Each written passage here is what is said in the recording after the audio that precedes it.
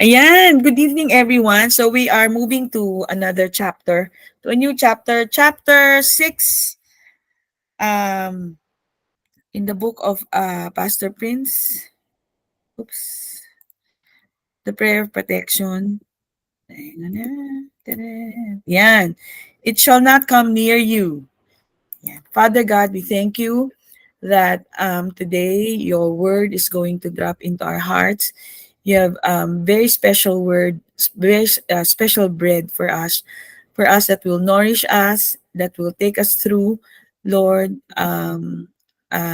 whatever challenges that is facing us. We know that your word will sustain us. Your word is our bread. Your word fights for us. Thank you, Abba, that you so love us, that you gave Jesus, your only Son, to be with us. In Jesus' name, amen. It shall not come near you. Psalms 91:7-8. 1,000 may fall at your side, and 10,000 at your right hand. But it shall not come near you. Only with your eyes shall you look and see the reward of the wicked. Hallelujah. This is a very important promise that we should always tuck into our hearts. So let's study. Yung 1,000, 1,000 may fall, no? So picture a situation wherein para siyang gera, no? But yung word na 1,000 dyan is actually aleph. You know, aleph is 1,000. 1,000 is aleph. It also means friend. It also means friend. It is someone with whom you are familiar with. So when threats or bad news comes, or those with whom you are familiar are speaking words of threat, speaking words of fear, their words will fall by your side. Side is chad. Yes, this comes from the same Semitic root, from the Arabic word Saddam, which means adversary. So ibig sabihin ng Saddam Hussein, no? Saddam. It's an enemy, adversary. And fall, di ba, 1,000 may fall at your side. And even when the enemy comes to you, it shall not come near you. Fall is nafel, which is in a hifil form.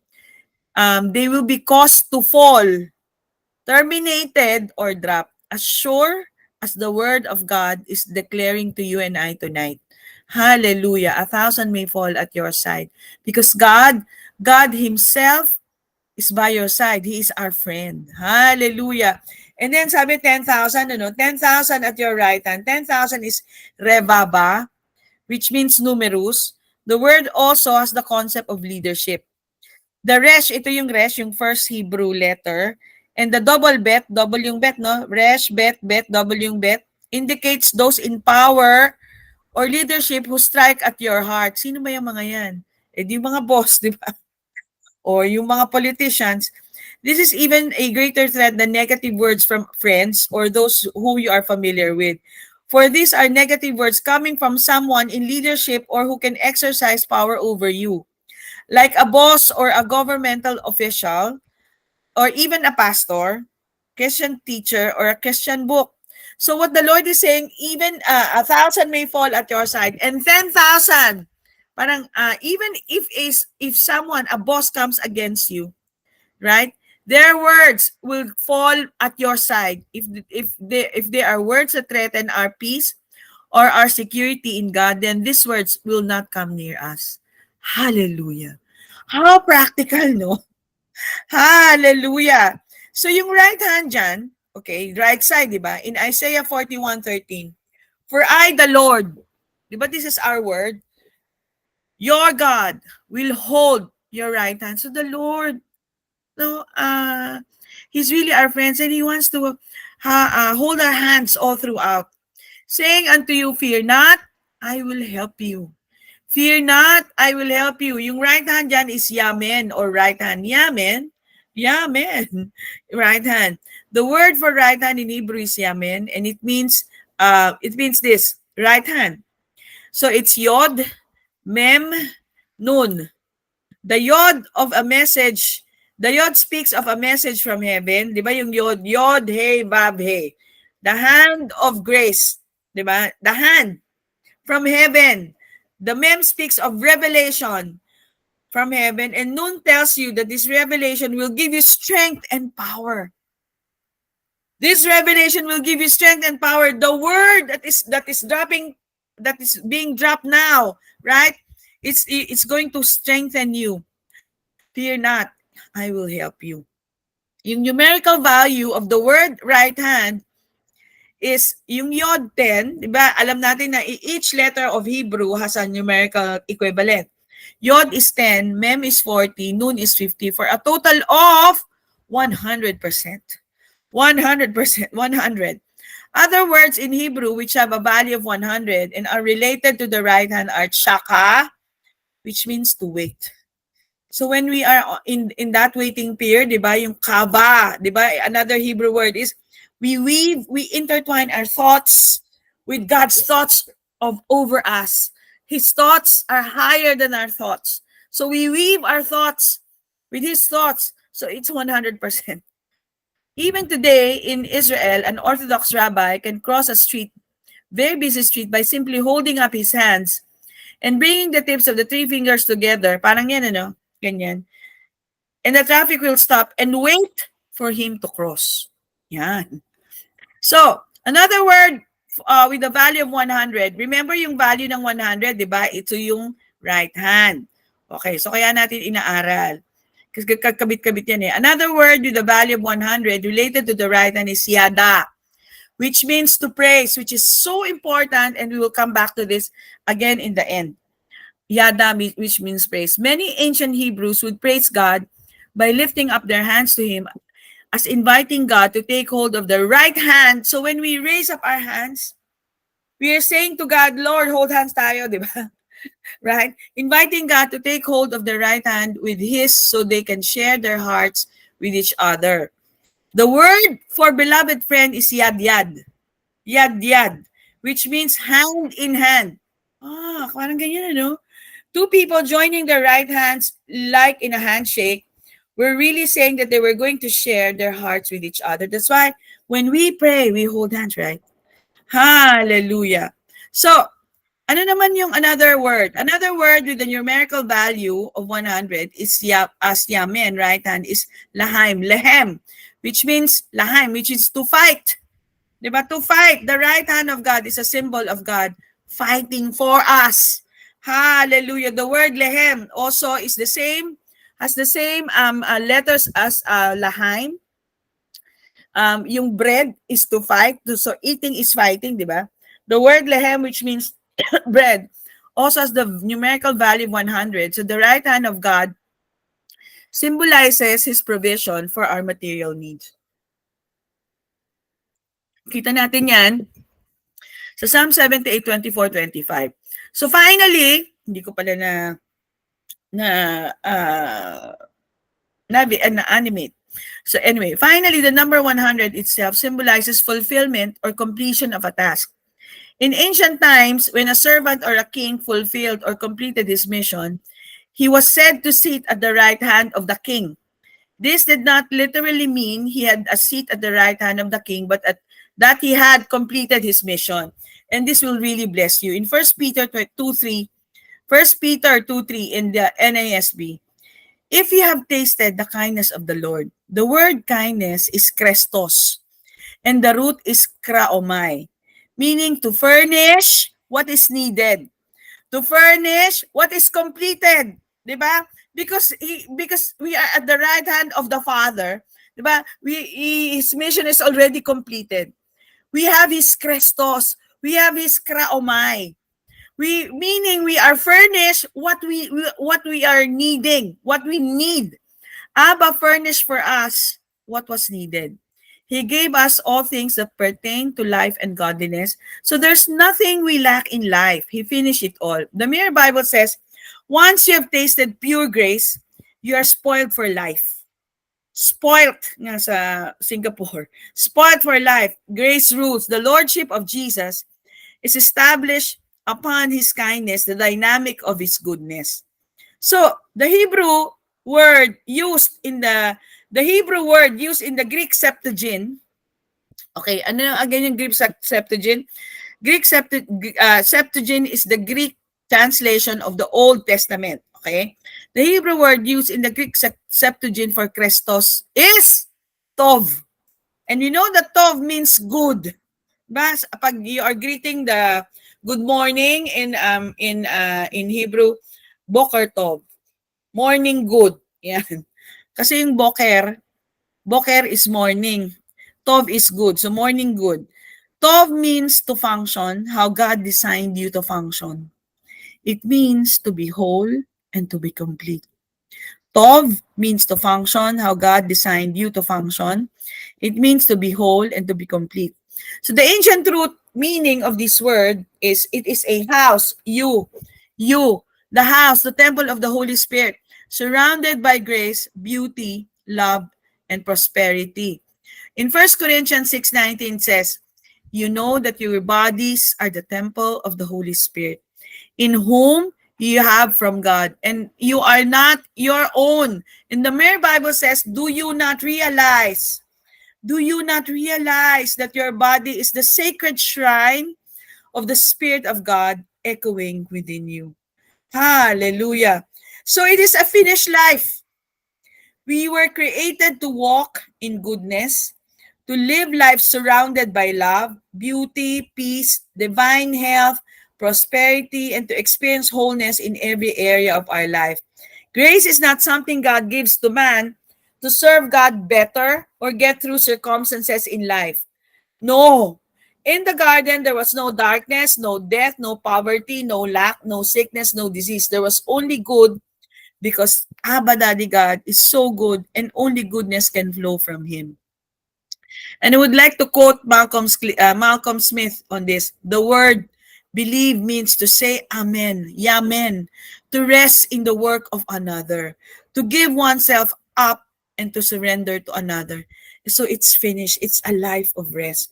And in Proverbs 13:15, it says, the way of life of the transgressor is continually hard. But we are not transgressors. We are no more sinners. We are the sons of God, made in the image and likeness of our Father, who is only good. Our lives were not designed to be hard. Our lives were not designed to be hard, but good. Our good Daddy God surrounded the house, His family, His dwelling place. He enclosed us in grace, beauty, love, health, and prosperity. All good is in us. All good is in us in Christ. Grace is Him, and He lives in you and me. Grace is the Christ life in you. It's His wholeness in you, because it is finished. Hallelujah. So, finally, the number 100 symbolizes fulfillment or completion of a task. In the ancient times, when a servant of a king fulfilled or completed his mission, he was said to sit at the right hand of the king. This did not literally mean he had to sit at the right side of the king, but that he had completed his mission. Romans 8:34 says we learn that Jesus is sitting at the right hand of God. This is not an expression of the proximity of Jesus to God, as Jesus is God Himself, but this is an Hebraic idiom expressing the idea that Jesus has fulfilled and completed all that He has needed to do to bring us into a proper relationship with our Abba Daddy God.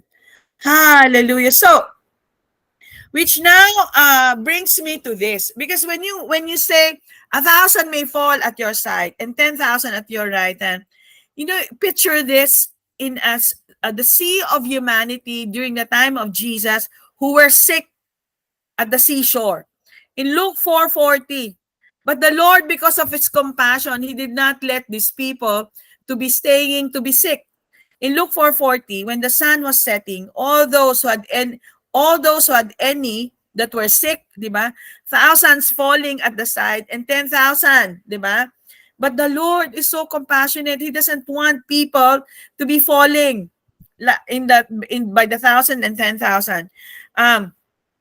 So all those who had any that were sick with various diseases brought them to Him. And hinighlight ko to, and He laid His hands, right hand, on every one of them. On every one of them. Can you imagine? So hindi lang siya by my stripes I'm healed, or hindi yung parang tayo na yung sumigaw kang ganun. No. What the Lord Jesus did is He laid his hands on every one of them and healed them. Just like this. Can you see it? Love himself laid hands on every one of them and healed them. On every one of them and healed them.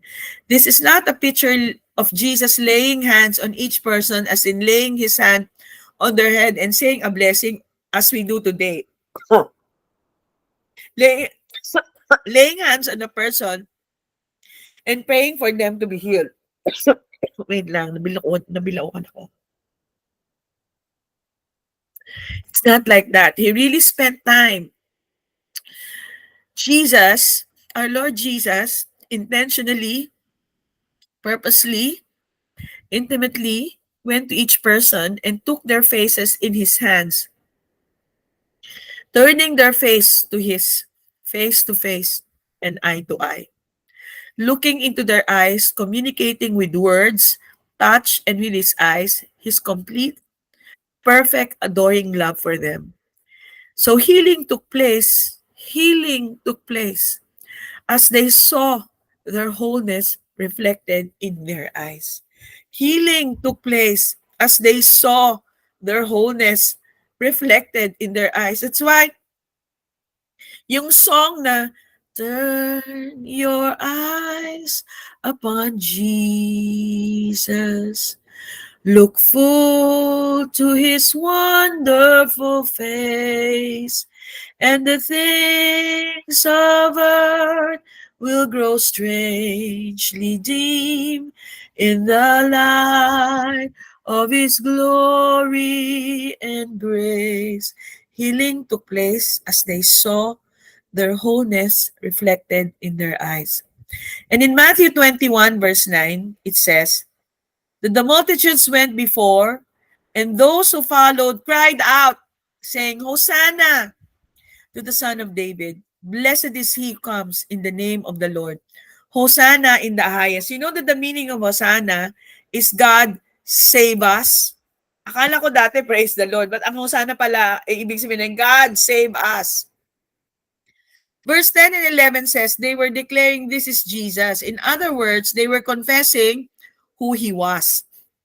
And then in verse 12, after the Lord entered, right, into the temple, after the people were praising, and then after that, the Lord Jesus went into the temple. Okay, yun yung sequence. And then verse 12 says that Jesus went into the temple and drove out all those who bought and sold in the temple. So picture this, no? After the praising and worshiping, the Lord went into the temple, and then pagkapasok ni Lord dun sa temple, nagalit siya dun sa mga nagtitinda doon. Diba? Ganun yung sequence. He overturned the tables of the money changers and the seats of those who sold doves. You know what's the meaning of this? He was overturning man's false, distorted idea of sacrifice and offerings being God's will. Overturning their false, distorted understanding of a God who is vengeful, punishing deity who demands a sacrifice. So he's overturning the idea of those people on that day that God is not good. Kasi yung tingin nila sa Lord is you have to work for it. You have to earn your blessing. Hindi ganon eh. So, after that, no? So the crowds, sabi nga no, yung sa 21 verse 9, the crowds that went ahead of him and of those that followed shouted, Hosanna to the Son of David, blessed is he who comes in the name of the Lord. And after this, he went into the temple and then overturned the businessman. So the praise of the multitudes in verse 9 and 11 actually drew Jesus, our Lord Jesus, into the temple. It was the praise of the multitudes that preceded his entering the temple. Where am I going with this? So related dun sa una, di ba? Dun sa yada. Okay.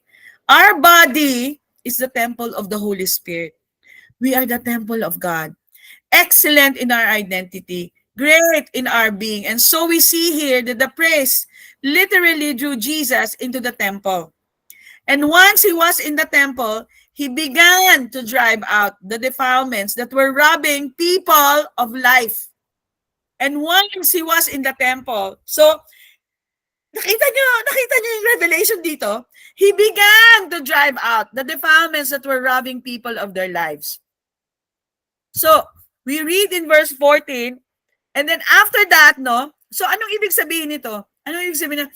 So, now in our case, right? Because we know that the Lord is in us. When we praise Him, right? Anong nangyayari? Then, the defilements that we are feeling, right, are being driven out as we are praising. Yun ang ibig sabihin nito eh. So, and then we read in verse 14, it says, after sunod-sunod yan eh. In verse 14, it says that the blind and the lame came to Him and He healed them. So, when the temple was cleansed of all that was robbing of the people of abundant life, healing that was robbing the people of abundant life, healing and restoration can take place. So nakalagay yan sa Matthew 21 verse 14. So after He drove out the defilement, right? He drove out all those distorted mindset. Healing can take place. Hallelujah! This is a passage that we need to read over and over again hanggang sa maintindihan natin. Anyway, the Lord is dropping this to us tonight. So, we're not talking about Him cleaning the temple, as in cleaning out every little thing you ever do wrong. That's not what it is about. He drove out those things that were robbing His people of abundant life, of enjoying the presence of God in their lives, of co-participating with God in this life of sonship. Praise opened the door for diseases, sicknesses, addiction, poverty to be driven out. And praise in our mouths draws His finished work into manifestation in our temples, driving out everything that robs us of abundant life. So, we can say that praise in our mouth draws or manifests His finished work, into manifestation in our temples. Hallelujah. In Psalms 100, it says that we enter His courts with praise. The word court is chatsar, and it means the blowing of a trumpet. So when we praise, we are blowing the trumpet. The trumpet in Hebrew is the awakening blast. His praise in our mouths awaken us to who He is in us and as us. His praise in our mouths awakens us to who He is in us and as us. It awakens us to all that He has finished for us and as us, so that we can live life expecting abundant life. Hallelujah. It is finished. So, when we praise Him, we are sounding the awakening blast. And it actually is declared, it is finished. It is finished. It is finished. Then healing comes. Actually, it's already there. It's now manifested. It's now manifested for us to see. Hallelujah. Hallelujah. So, we know that there's going to be a lot more when we study this particular verse. But for tonight, suffice to say, come, let us praise the Lord. Let us declare His goodness over our lives. Hallelujah. Let's sound the awakening blast. And that, my dear brother and sister, is chapter 6, part 1.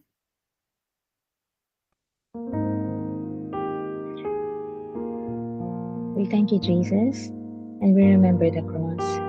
We thank you so much for your love for us, for taking upon your body all the beatings, all the scourges,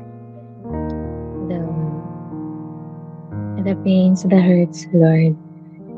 Your crown of thorns, Lord, that you endured on the cross, all for your love for us, for our salvation, for our redemption. We thank you, Jesus, for you love us so much that you gave up your life. Thank you, for by your stripes we are healed. Let's all partake.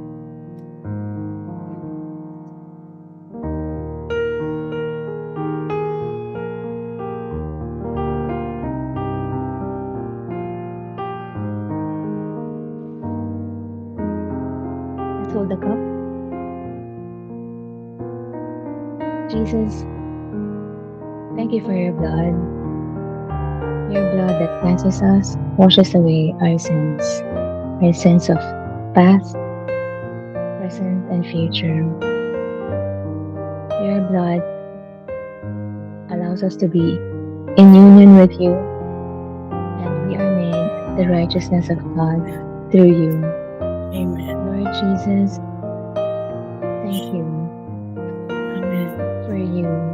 Thank you, Jesus. For you have washed away our sins, and you have allowed us to be near you, to be with you, for you to be in us, and to always be for us. Lord, we know that any challenge, any fear that we might have is already conquered, and we are already in victory because of your finished work. We thank you and we lift you up. Let's all partake.